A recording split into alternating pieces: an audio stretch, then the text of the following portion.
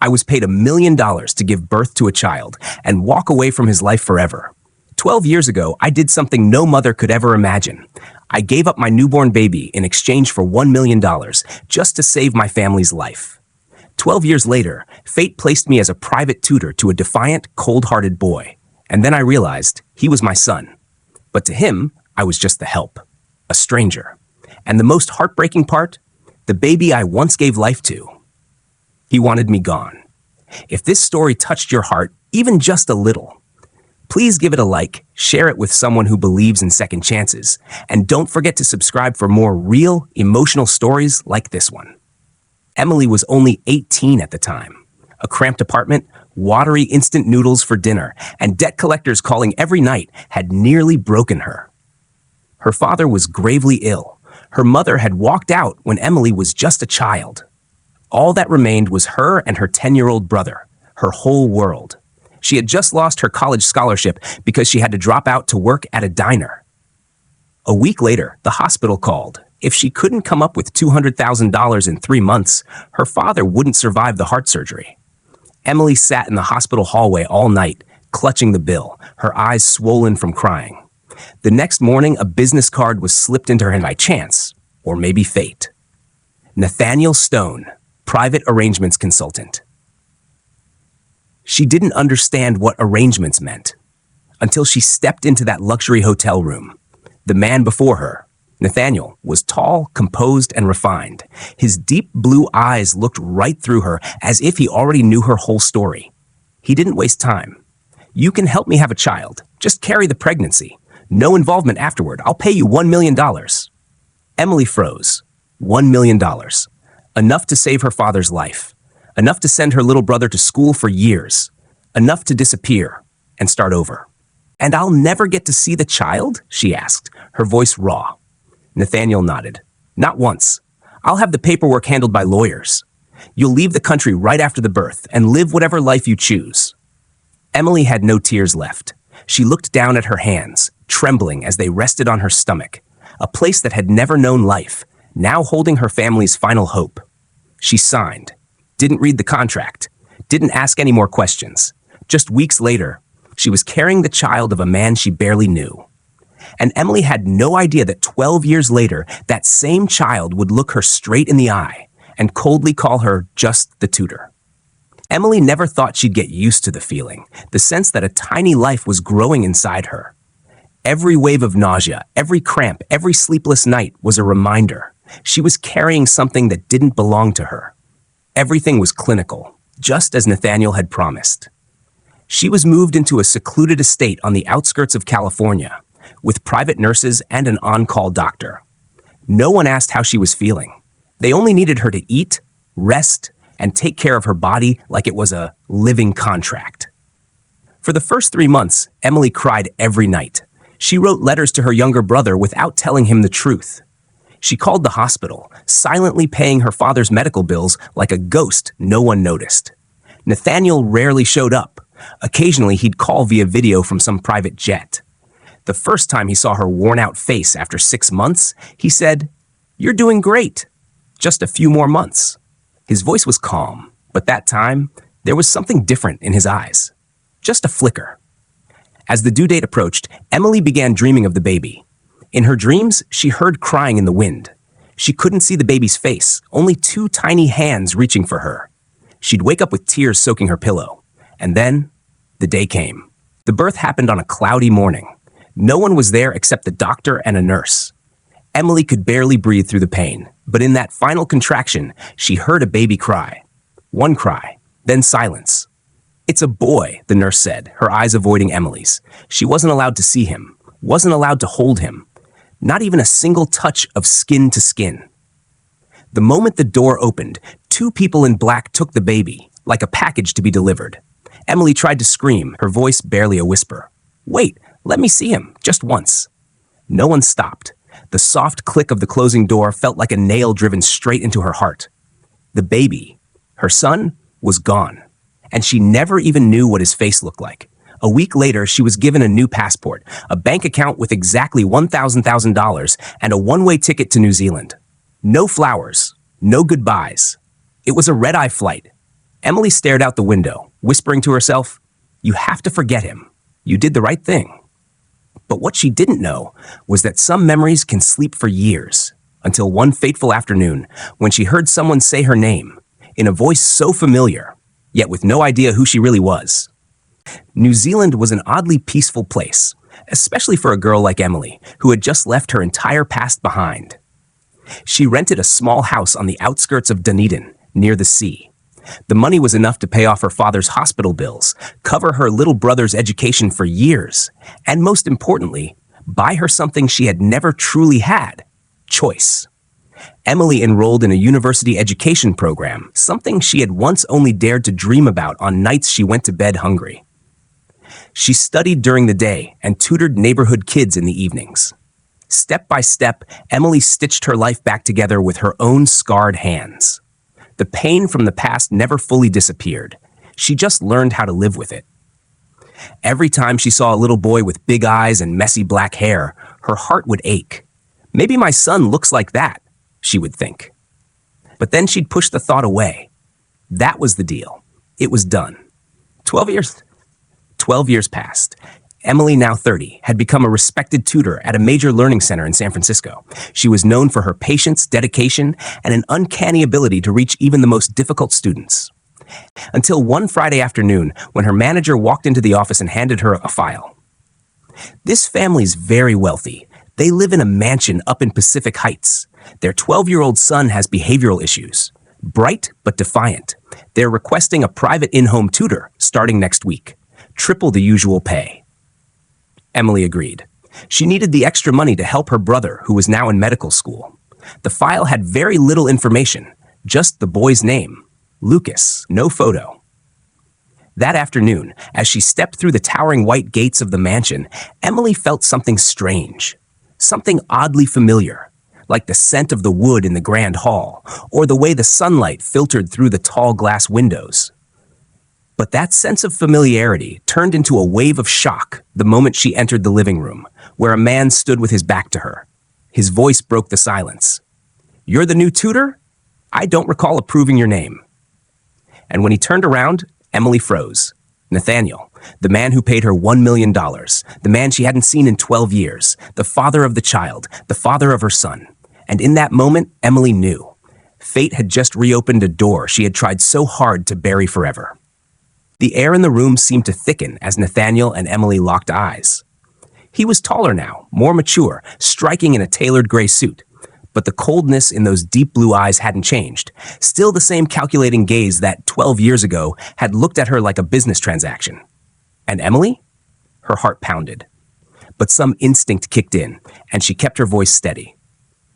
"I'm Emily Moore. The center assigned me. They said the family needed someone patient to work with Lucas." Nathaniel narrowed his eyes. "Do you know who I am?" "I do." A brief silence followed. Then he stepped closer, his voice low. "You shouldn't be here. I paid enough to end this, permanently. I don't want you showing up again, especially not in my home." Emily took a long breath. "I'm not here to make demands. I didn't know he was my son. I took this job like any other tutor. But if you think I came to take him away, you're wrong." Nathaniel stared at her for a long moment, then motioned to the butler. "Call Lucas down. Let her see for herself. This isn't going anywhere." A door upstairs swung open. Heavy footsteps pounded down the staircase. A 12-year-old boy appeared. Messy black hair, sharp eyes like blades, hoodie pulled over his head. "This the new lady?" Lucas sneered. "I don't need a tutor. I get straight A's. I don't need anyone telling me what to do." Emily froze. Not because of his rudeness, but because of his face, that nose, those stormy blue-gray eyes with a flicker of defiance and something else, a quiet sadness. Exactly like in the dream she once had of a little boy reaching tiny hands toward her. No one had to say it. Her heart already knew. That was her son, the boy she never held, never called my love. And now he stood there looking at her like a stranger, resenting her just for being near. Lucas turned to Nathaniel. "Dad, I don't need a tutor. Get rid of her." Emily looked him in the eye, unwavering. "All right, if you can send me away with reason, I'll leave. But if after 3 months you feel you've learned anything, I stay. Deal, Lucas?" Nathaniel opened his mouth to object, but Lucas smirked. "Fine, I'll make you quit in a week." Emily met that defiant gaze without blinking. As long as you're standing there, I won't back down, she thought, though the words never left her lips. Lucas wasn't just your typical rebellious kid. He was razor-sharp, quick-witted, and especially talented at one thing: driving adults absolutely insane. On her first day of tutoring, Emily wore a simple light blue dress, brought along her laptop, a box of flashcards, and a mindset ready for battle. But Lucas was already prepared. He didn't sit at the desk. Instead, he sprawled across the couch, headphones in, eyes glued to his gaming screen. Emily spoke gently. "Lucas, let's get started. I've got a fun math problem for you." Without turning his head, Lucas replied loudly, "You're not my mom. Don't use that cutesy voice. It's disgusting." Emily took a breath. "All right, but if you don't study today, your father will be notified." Lucas yanked off his headphones and turned to her, eyes narrowing like he was sizing up an opponent. "You think I'm scared of him? He doesn't even have time for me." Emily froze for a second. That didn't sound like defiance. That sounded like sadness. But she didn't respond. She simply placed the flashcard box on the table, opened her laptop, and pulled up a goofy math video she'd once used to teach autistic kids. She didn't force anything. She just did her job. 10 minutes later, when Lucas realized she wasn't reacting, he glanced at the video. Then, he sat up. "This guy's an idiot, but he's kind of funny." Emily smiled. "If it made you laugh, that's good. Want to try a question now?" Lucas pulled a flashcard and read aloud. "If one cat eats 1/3 of the fish in 6 minutes, how long will it take 3 cats to eat all the fish?" He paused. "This one isn't easy." Emily said softly, "You're right, but I believe you can solve it." Lucas blinked, then narrowed his eyes. "You're trying to mess with my head, huh?" Emily smiled. "I'm just being honest." By the end of the session, Lucas didn't curse. He didn't slam the door. He just muttered, "Not as bad as the others." As Emily packed up her things, she noticed Nathaniel standing in the hallway, arms crossed, watching. "He gave you an easy day?" he asked. Emily replied, "No, but your son is smarter than his attitude." Nathaniel looked at her, an unreadable look. "You're really not here to take him back, are you?" Emily paused, eyes drifting to the staircase where Lucas had disappeared. "I'm not here to take. I'm here to make it right, by doing what's right. Being a mother sometimes doesn't require saying the word." Nathaniel didn't say anything, but as he turned away, his expression had softened, just a little, but enough for something to begin shifting. And Emily knew. If she wanted Lucas to trust her, she couldn't teach with words. She had to teach with love. Even if he didn't realize it yet, he had just begun his first real lesson, what it means to be loved. Lucas wasn't the kind of kid who softened easily. He didn't believe in people who showed up only to leave again, especially grown-ups. But Emily, there was something about her he couldn't figure out. By the second week, he began watching her. He no longer snapped or argued, just sat there in silence, half sitting, half slouching, like he didn't care. But in truth, he listened to every word she said. One rainy afternoon, they worked on a writing assignment about childhood memories. Emily asked him to write about an early memory. Lucas scoffed. "I've got nothing special to write about. These essays are dumb." Emily smiled gently. "Have you ever had a dream that repeats?" Lucas squinted. "A dream?" Emily nodded. "A lot of people, especially kids, have dreams that regular memory can't explain. Sometimes it's just an image, or a smell, or a feeling of safety." Lucas suddenly tightened his grip on his pen. He froze for a few seconds, then blurted out, "There's this one dream I've had since I was little." Emily froze. Lucas went on, not looking at her. "I see myself as a baby being held by someone. It's warm. That person is crying but doesn't say anything. Long hair, smells kind of like whatever shampoo you use." Emily couldn't hide the way her fingers gripped the edge of the table. Her heart clenched. "Did the woman say anything?" she asked, trying to keep her voice steady. Lucas shook his head. "Not really, but I remember. Not wanting to be taken away from her. I was scared." The room fell into silence. Lucas suddenly looked up, locking eyes with Emily. "How old are you?" Emily gave a soft smile. 30. Lucas nodded slowly, eyeing her like he was solving a math problem. "If you were 18 when... No, never mind." He stood up and tossed his pen on the table. "I'm going out for a bit." After he left, Emily remained seated, her fingers gently brushing the collar of her shirt, right over the small silver pendant she always wore. It was the only thing she kept from that surrogacy, a tiny necklace with the word hope engraved on it. She used to believe she would never let the boy know who she really was, but now it was starting to feel like that choice might not be hers anymore. That night, Lucas returned to his room. He typed Emily Moore into Google. A flood of results appeared, mostly strangers. But then, on impulse, he added, Emily Moore, surrogacy, California, 2012. An old article popped up, so old it barely had more than a few lines, no photo, but one detail made Lucas freeze. A young woman, only 18, agreed to surrogate for a Silicon Valley billionaire.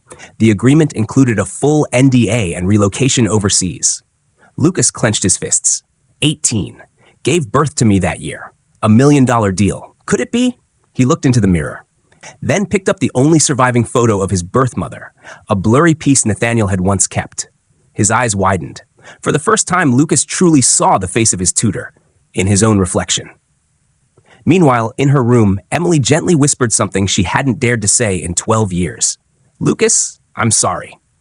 Lucas sat across from his father in the third-floor study. The glass wall behind Nathaniel overlooked the private airstrip, where the family's jet sat quietly like a ghost, a silent reminder of what power could buy. He had never entered this room unless summoned. But today, he walked in on his own, closed the door, and sat down in the black leather chair facing his father. Nathaniel looked up from a stack of papers, frowning slightly. What is it? Don't tell me you scared off the fifth tutor already. Lucas said nothing. Then he pulled a folded piece of paper from his pocket, something he had printed from Google, a news snippet from 13 years ago. He slid it across the desk. I want to know who she is. Nathaniel glanced at the paper. As his eyes landed on the words 18-year-old surrogate for billionaire, his expression shifted, not to anger, but fear. Lucas spoke again, his voice shaking with restraint. She's my biological mother, isn't she? Nathaniel pushed his chair back and stood, turning his back to the room and facing the glass wall.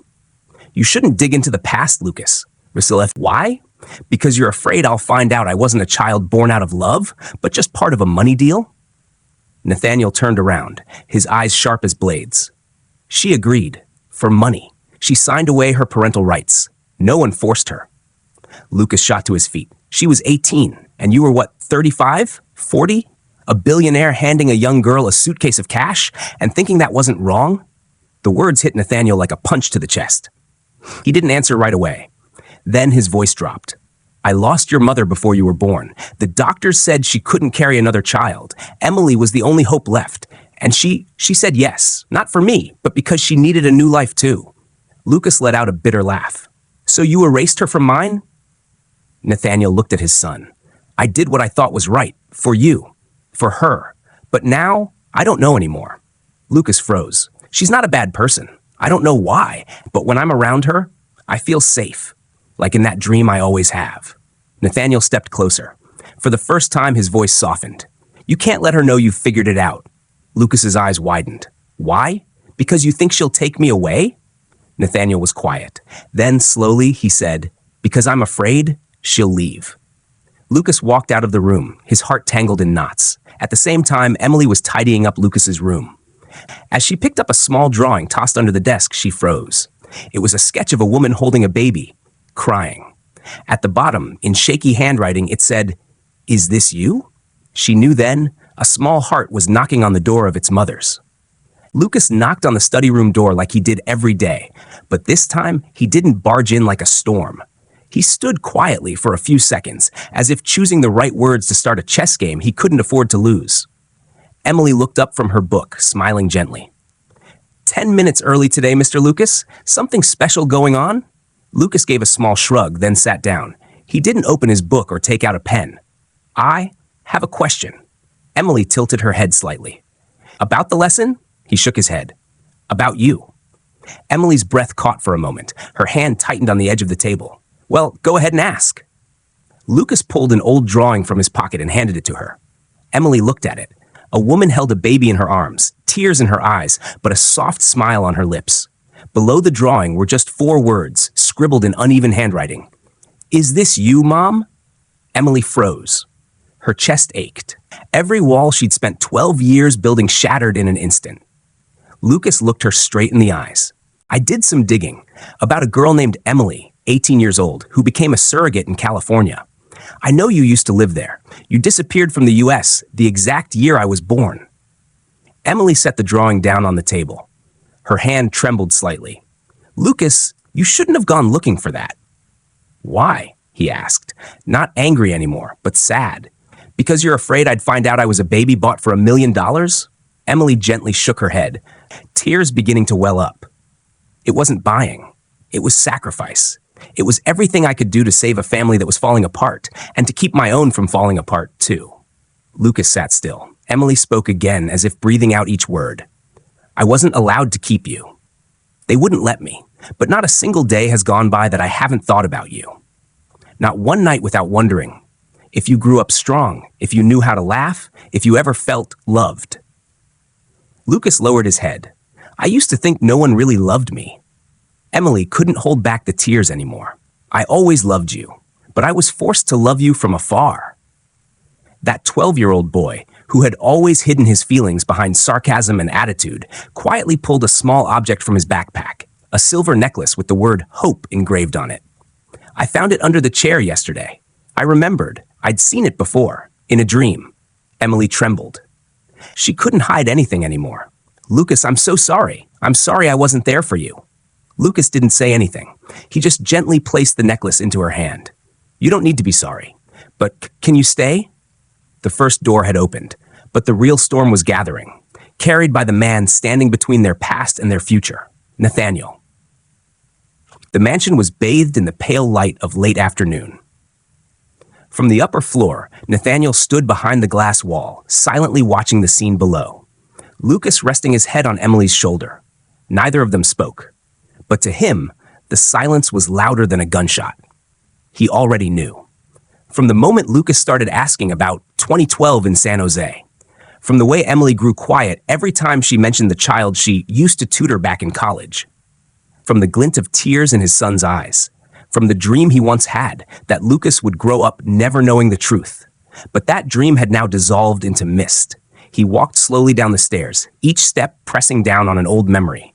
The day he signed the contract, the day the baby first cried, the day Emily vanished without a trace.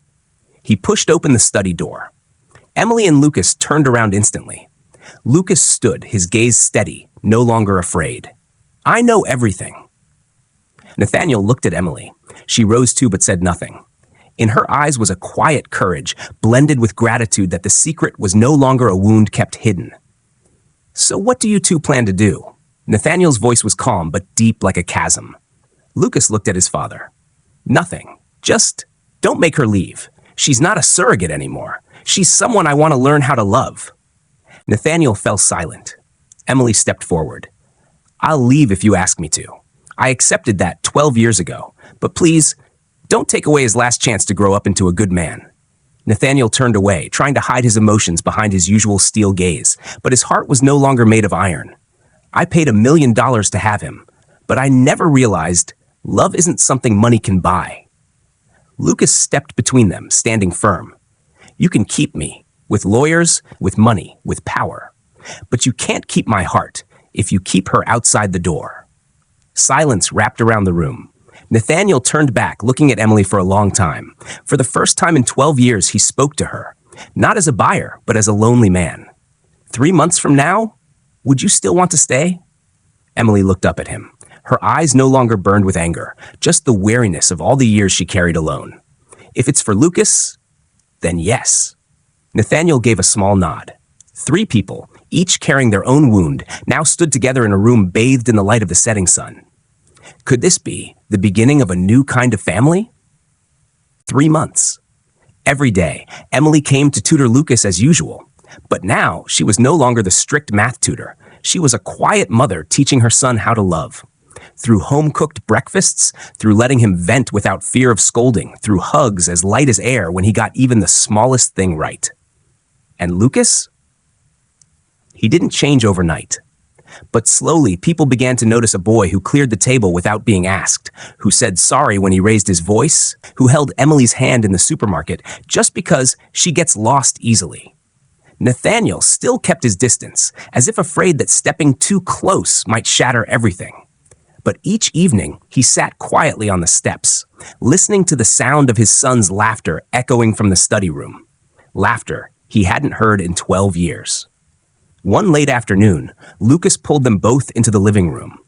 On the table lay a piece of paper he had written by hand, the letters big and uneven.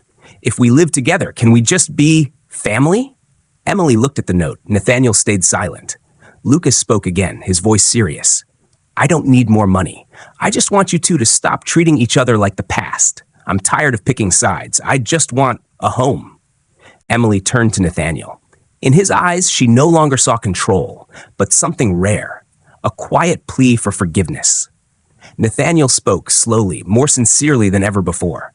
"I used to think I could separate you from everything, that you were just part of the deal, but I was wrong. You're a part of Lucas, and if I want to be a whole father, I have to let you be a whole mother." Emily was speechless. Lucas didn't wait. He wrapped his arms around both of them. For the first time, all three stood in the same embrace. No contracts, no conditions, no boundaries. A month later, the mansion had a new room, not for a tutor, but for a mother. On the door, Lucas hung a small wooden sign. "Mom's room. Do not enter unless you bring cookies." And on a crisp fall morning, Nathaniel, the man who once paid $1 million for a child, sat beside Emily under the trees, watching their son play in the yard. He said softly, "Do you think we've become a family, even without any paperwork?" Emily smiled, her hand gently touching his. "No paperwork needed, just enough love." A story that began with money ended with love, because some bonds no one can buy and no one can break.